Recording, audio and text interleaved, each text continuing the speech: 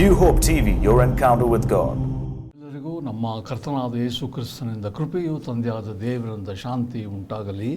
ನಮ್ಮ ಧ್ಯಾನಕ್ಕಾಗಿ ಸಂತ ಯೂದನು ಬರೆದ ಪತ್ರಿಕೆಯಿಂದ 12-13 ವಚನಗಳನ್ನು ಓದುತ್ತೇನೆ. ಇವರು ಸಮುದ್ರದೊಳಗಿರುವ ಗುಪ್ತವಾದ ಬಂಡೆಗಳಂತಿದ್ದು ನಿಮ್ಮ ಪ್ರೇಮ ಭೋಜನಗಳಲ್ಲಿ ಸೇರಿ ತಿಂದು ಕುಡಿಯುತ್ತಾರೆ. ನಿರ್ಭಯವಾಗಿ ಸ್ವಂತ ಹೊಟ್ಟೆಯನ್ನೇ ನೋಡಿಕೊಳ್ಳುವ ಕುರುಬರಾಗಿದ್ದಾರೆ. ಇವರು ಗಾಳಿಯಿಂದ ಹೊಡೆಸಿಕೊಂಡು ಹೋಗುವ ನೀರಿಲ್ಲದ ಮೇಘಗಳು, ಎಲೆ ಉದುರಿ ಹಣ್ಣು ಬಿಡದ ಒಣಗಿ ಹೋಗಿ ಬೇರು ಸಹಿತ ಕಿತ್ತು ಬಿದ್ದ ಮರಗಳು, ಸ್ವಂತ ಅವಮಾನವೆಂಬ ನೊರೆಯನ್ನು ಕಾರುವ ಸಮುದ್ರದ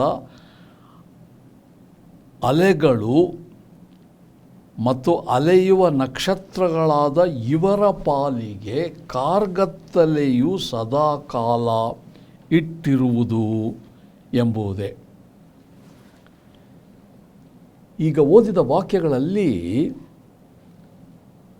ಸುಳ್ಳು ಬೋಧಕರ 5 ಹೋಲಿಕೆಗಳಿವೆ. There are 5 comparisons or metaphors that Jude uses for the false teachers. ಈ 5 ಹೋಲಿಕೆಗಳಲ್ಲಿ ಈಗಾಗಲೇ ನಾವು 3 ಆಲೋಚನೆ ಮಾಡಿದ್ದೇವೆ. We have already looked at 3 comparisons or metaphors that Jude has talked about. ಮೊದಲನೇದಾಗಿ ಪ್ರೀತಿ ಮತ್ತು ಅನ್ಯೋನ್ಯ ಭೋಜನದಲ್ಲಿ ಪಾಲುಗೊಂಡು ಸಮುದ್ರದೊಳಗಿರುವ ಗುಪ್ತವಾದ ಬಂಡೆಗಳಂತಿದ್ದು ಅವುಗಳನ್ನು ಕೆಡಿಸುವವರು ಮೊದಲನೇದಾಗಿ.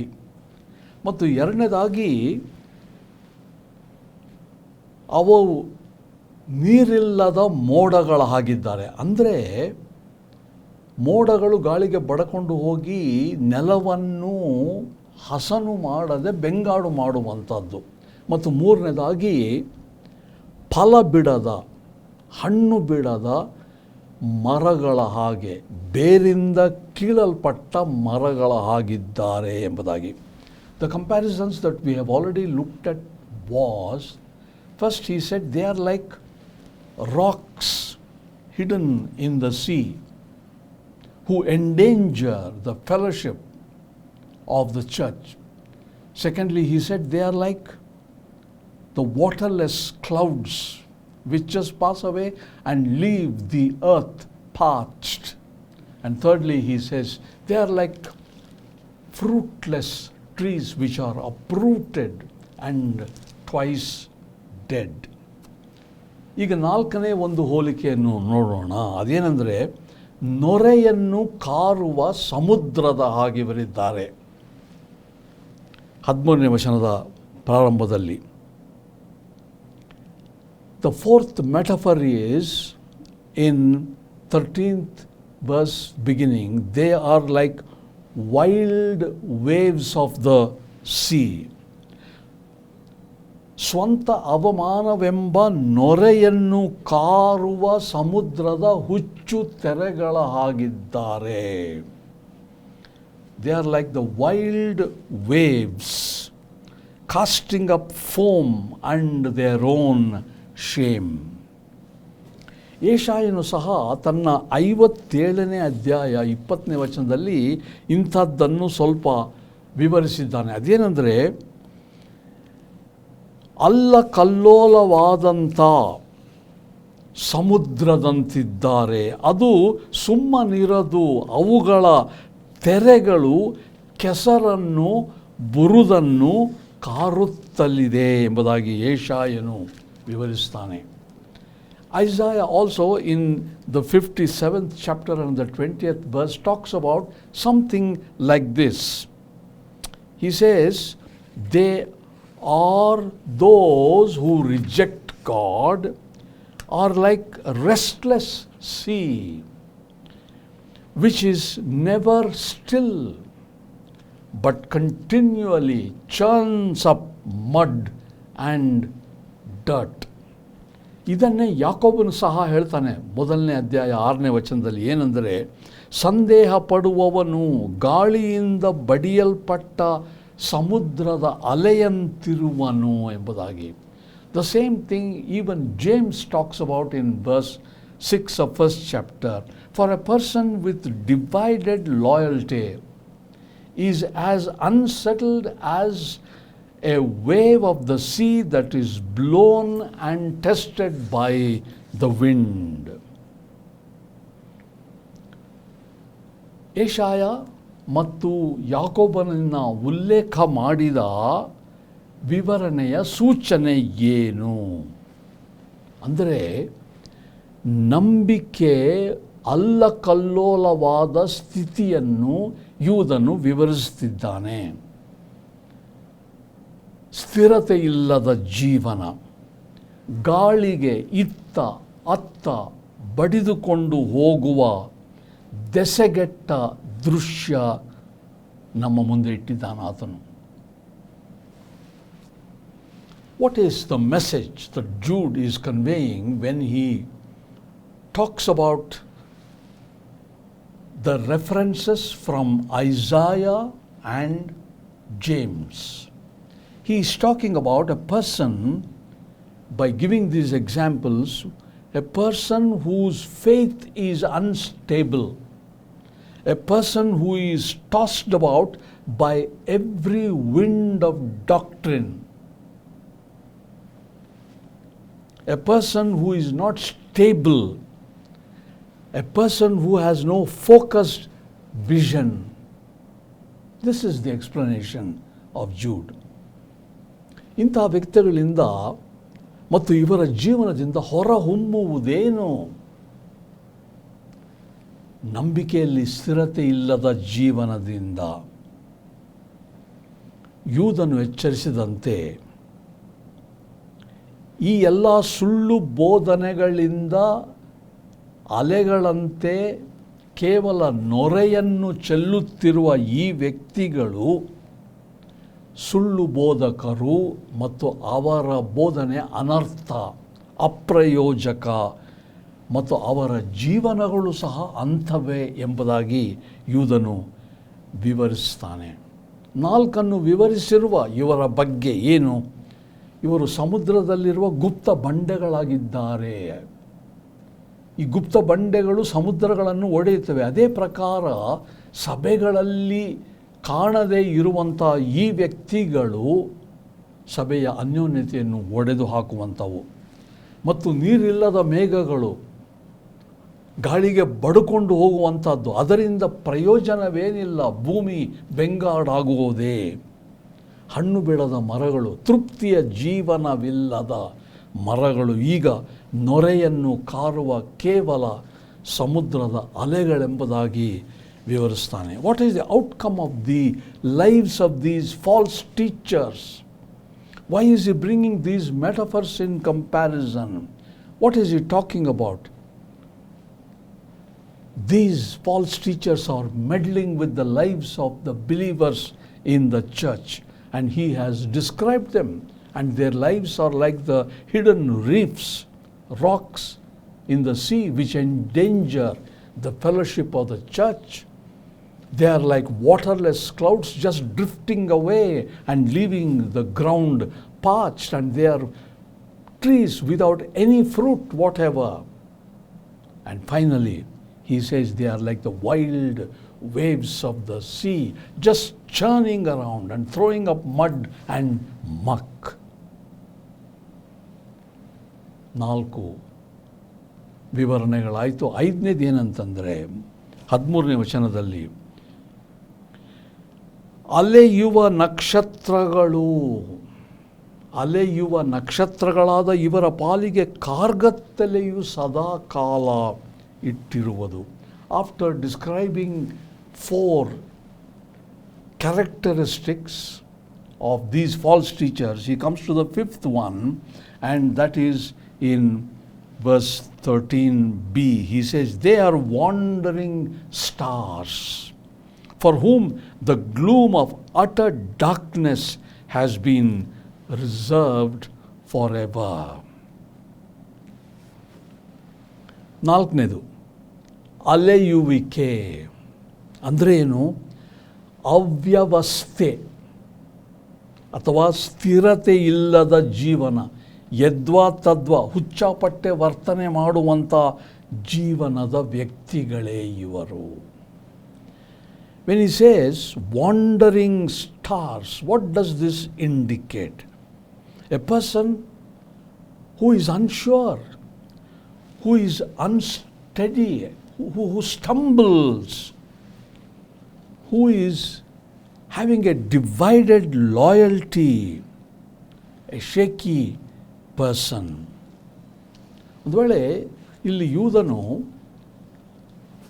ಪೌಲನ ಒಂದು ವಿವರಣೆಯನ್ನು ಜ್ಞಾಪಕ ಮಾಡಿಕೊಂಡಿರ್ಬೋದು. ಫಿಲಿಪ್ಪಿ ಪಟ್ಟಣದವರನ್ನು ನೋಡಿ 1ನೇ ಅಧ್ಯಾಯ 15ನೇ ವಚನದಲ್ಲಿ ಆ ಸಭಿಕರು ಹೊಳೆಯುವ ನಕ್ಷತ್ರಗಳು ಅಥವಾ ಬೆಳಗುವ ತಾರೆಗಳಂತಿದ್ದಾರೆ ಎಂಬುದಾಗಿ ಹೇಳ್ತಾನೆ.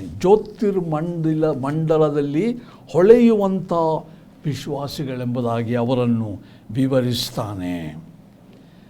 ಇದನ್ನು ನೆನಪು ಮಾಡಿಕೊಂಡು ಯೂದನ್ ಹೇಳ್ತಿರ್ಬೋದು, ಅದಕ್ಕೆ ವ್ಯತಿರಿಕ್ತವಾಗಿ ಈ ಪಾಷಾಂಡಿಗಳು ತಪ್ಪು ಬೋಧನೆಗಳಿಂದ ಅಲೆಯುವ ನಕ್ಷತ್ರಗಳಂತಿದ್ದಾರೆ.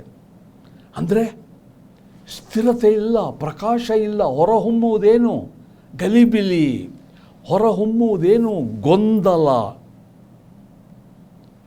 ತಾವು ಗೊಂದಲದಲ್ಲಿರುವುದು ಮಾತ್ರವಲ್ಲ, ಇತರ ಕ್ರೈಸ್ತರಲ್ಲಿಯೂ ಗಲಿಬಿಲಿ ಗೊಂದಲಗಳನ್ನು ಉಂಟು ಮಾಡುವಂಥವರೆಂಬುದಾಗಿ ಒಂದು ವ್ಯತಿರಿಕ್ತವಾದ ಹೋಲಿಕೆಯನ್ನು ಮಾಡ್ತಾನೆ.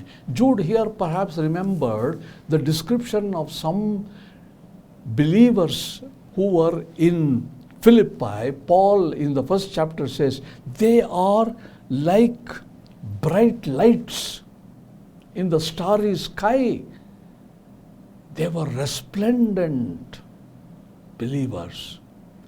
And he says here, Jude, these errorists are like wandering stars. No aim, no stability, no development. They are not grounded and rooted in the Word of God. They are like wandering, unstable stars. ನಿಮ್ಮ ನನ್ನ ಜವಾಬ್ದಾರಿಕೆ ಏನು? ಕ್ರೈಸ್ತರಾಗಿದ್ದೇವೆ, ವಿಶ್ವಾಸಿಗಳಾಗಿದ್ದೇವೆ, ಸಭೆಗೆ ಅಂಗಸ್ಥರಾಗಿದ್ದೇವೆ. ಇಂತಹ ಬೋಧನೆ ಮಾಡುವ ಬೋಧಕರನ್ನು ಈ ದೇವರ ವಾಕ್ಯವೆಂಬ ಜಲ್ಲಡಿಯಲ್ಲಿ ಹಿಡಿದು ಅವರನ್ನು ಶೋಧಿಸಿ ನಾವು ವಿವೇಚನೆಯಿಂದ ಕಾಣಬೇಕಲ್ಲವೇ? ನಮ್ಮ ಜವಾಬ್ದಾರಿಕೆ. ನಾವು ನಿರ್ಧಾರ ಮಾಡಬೇಕು, ಇದು ಸರಿಯಾ, ಅದು ಸರಿಯಾ, ದೇವರ ವಾಕ್ಯಕ್ಕೆ ಹೋಲ್ತದಾ ಇಲ್ಲವಾ ಬೋಧನೆ ಎಂಬುದನ್ನು. ಇದೇ ಯೂದನು ನಮಗೆ ಎಚ್ಚರಿಸುತ್ತಿರುವುದು. ದೇವರು ನಮಗೆ ಇಂಥ ಒಂದು ಗ್ರಹಿಕೆ, ವಿವೇಚನೆಯ ಜ್ಞಾನವನ್ನು ಕೊಡಲಿ. When you come across preaching like this that Jude is talking about, wandering stars, unsteady, confused, chaotic teaching which is not in line with the Word of God, on the other hand contrary, are you able to compare? Am I able to compare and say, this is wrong, this is wrong? The Bible is the benchmark.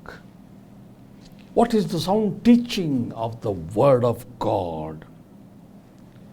What establishes the credibility? Are you able to decipher? Are you able to be discreet in finding out? May God help us to be that way. ಅಲೆಯುವ ನಕ್ಷತ್ರಗಳಂತಿರುವ ಈ ತಪ್ಪು ಸುಳ್ಳು ಬೋಧಕರ ಪಾಲೇನು?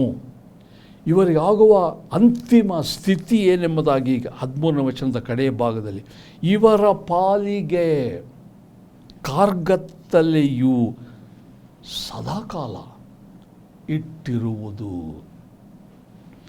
What is the destiny? What happens ultimately to these false teachers?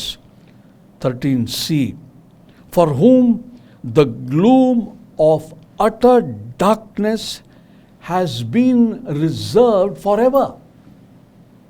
That is their destiny. 5 ಉದಾಹರಣೆಗಳಿಂದ ಯೂದನು ನಮ್ಮನ್ನು ಎಚ್ಚರಿಸಿರುವ Jude has warned us with 5 examples of these errorists. Are you able to discern them? ಈ ಉದಾಹರಣೆಗಳಿಂದ ನಾವು ಯಾರು ತಪ್ಪು ಬೋಧಕರು, ಯಾವುದು ತಪ್ಪು ಬೋಧನೆ ಎಂಬ ವಿವೇಚನೆ ಮಾಡ್ತಾ ಇದ್ದೇವಾ ನಾವು? ಈ ಕಾಲದಲ್ಲಿ ವಿವೇಚನಾತ್ಮ ನಮಗೆ ಅಗತ್ಯ. ಕಾರಣ ಏನೆಂದರೆ ನಾವು ಅಂತ್ಯ ದಿನಗಳಲ್ಲಿದ್ದೇವೆ. ಅನೇಕ ವಿಚಿತ್ರ ಬೋಧನೆಗಳಿಗೆ ಕೊರತೆ ಇಲ್ಲ ಕ್ರೈಸ್ತ ಸಭೆಯಲ್ಲಿ. ವಿವೇಚನೆಯಿಂದ ಕರ್ತನ ಬರೋಣಕ್ಕೆ ಯಾವಾಗಂತ ಗೊತ್ತಿಲ್ಲ, ನಾವು ಸಿದ್ಧರಾಗಿರಬೇಕು. We need discernment in these days to identify the false teachers, because we have so many false teachings in so many churches. We have to be prepared with discernment, because this is one of the signs of the last days. And may it be true. Let us be prepared to meet the Lord Jesus Christ whenever He comes. ಪ್ರಾರ್ಥನೆಯಿಂದ ನಮ್ಮನ್ನು ನಾವು ಸ್ಥಿರವಾಗಿ ಸಿದ್ಧಪಡಿಸಿಕೊಳ್ಳೋಣ. ಪ್ರಭುವಾದ ಯೇಸು ಕ್ರಿಸ್ತನೇ, ಯೂದನ ಮೂಲಕ ನಮಗೆ ಈ 5 ಉದಾಹರಣೆಗಳಿಂದ ನಮ್ಮನ್ನು ಎಚ್ಚರಿಸಿದ್ದಿ. ಸಮುದ್ರದಲ್ಲಿರುವ ಗುಪ್ತ ಬಂಡೆಗಳ ಹಾಗೆ ನಮ್ಮ ಸಭೆಯ ಅನ್ಯೋನ್ಯತೆಯನ್ನು ಕೆಡಿಸುವಂಥ ಸುಳ್ಳು ಬೋಧಕರು ಮತ್ತು ನೀರಿಲ್ಲದ ಮೋಡಗಳಂತೆ ನಮ್ಮನ್ನು ಅಲ್ಲಲ್ಲಿ ಅಲೆದಾಡುವ ಸ್ಥಿತಿಗೆ ತಂದು ಬೆಂಗಾಡಾಗಿ ಬಿಟ್ಟಿರುವ ಸುಳ್ಳು ಬೋಧಕರು, ಎಲೆಗಳು ಉದುರಿ ಹಣ್ಣು ಬಿಡದ ಬೇರು ಸಹಿತ ಕೀಳಲ್ಪಟ್ಟ ಮರಗಳಂತಿರುವವರು, ಅಲೆದಾಡುವ ನಕ್ಷತ್ರಗಳಂತಿರುವವರು, ಸಮುದ್ರದ ನೊರೆಯನ್ನು ಕಾರುವ ತೆರೆಗಳಂತಿರುವವರು ಎಂಬುದಾಗಿ ನಾವು ಕೇಳಿದ್ದೇವೆ ಯೂದನಿಂದ. ನಮಗೆ ಸ್ಥಿರತೆಯನ್ನು ಕೊಡು, ನಿನ್ನ ವಾಕ್ಯದಲ್ಲಿ ಸಂಪೂರ್ಣವಾದ ನಂಬಿಕೆಯಿಂದ ಬೆಳೆಯುವ ಕೃಪೆ ಕೊಡು, ಮತ್ತು ನೀನು ಪುನಃ ಈ ಲೋಕಕ್ಕೆ ಬಂದು ನಿನ್ನ ವಿಶ್ವಾಸಿಗಳನ್ನು, ನಿನ್ನ ಸಭೆಯನ್ನು ಕರ್ಕೊಂಡು ಹೋಗುತ್ತಿ ಎಂಬ ಆಶ್ವಾಸನೆ ಕೊಟ್ಟಿದ್ದಿ. ಇವು ಕಡೇ ದಿನಗಳ ಒಂದು ಸಂಕೇತ ಎಂಬುದಾಗಿ ನಾವು ಕಂಡಿದ್ದೇವೆ. ಆದ್ದರಿಂದ ನಮ್ಮನ್ನು ಸಿದ್ಧಪಡಿಸಿಕೊಂಡು ನಿನ್ನ ಬರೋಣಕ್ಕೆ ನಾವು ತಯಾರಾಗಿರುವಂತೆ ನಮ್ಮೆಲ್ಲರಿಗೆ ಸಹಾಯ ಮಾಡಬೇಕೆಂದು ಪ್ರಭುವಾದ ಯೇಸು ಕ್ರಿಸ್ತನ ಹೆಸರಿನಲ್ಲಿ ನಿನ್ನನ್ನು ಪ್ರಾರ್ಥಿಸ್ತೇವೆ ತಂದೆಯೇ.